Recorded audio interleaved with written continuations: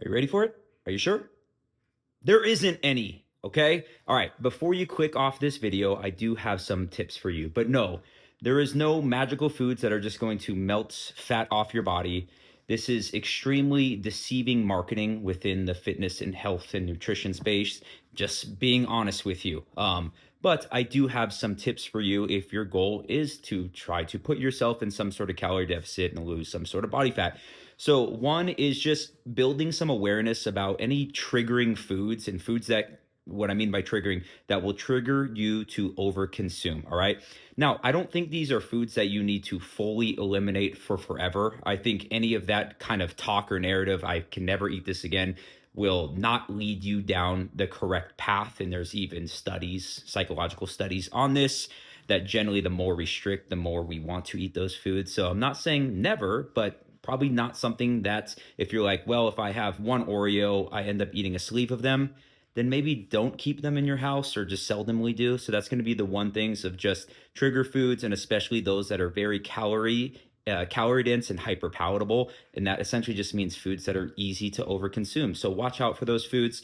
Number two is going to be low calorie but high volume foods. Okay, which is generally things like fucking veggies. Those are the biggest one. You can eat a gigantic bowl of vegetables without consuming a lot of calories. These are key because they help you stay satiated while calories are low. Another thing is just trying to focus on one macronutrient at a time. So meaning have a serving of protein, then having a serving of carbs or whatever, but not consuming items that are high in carbs and fat and protein or whatever, because they end up just being very calorie dense. And then number three is generally keeping protein moderate to high.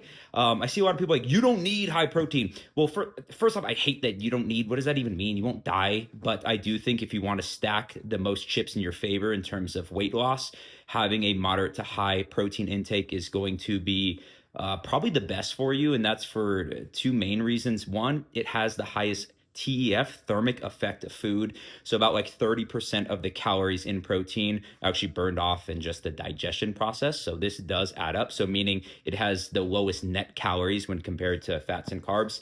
And then they tend to be just more satiating than some of the other macronutrients. Very easy to overconsume carbs and fats generally. It's harder to overconsume just pure protein. All right. So those are going to be the three main things. I'm sorry to be the bearer of bad news. There's no magical fat burning foods. It just does not exist. So please don't fall for that bullshit. All right. That's all I got for you.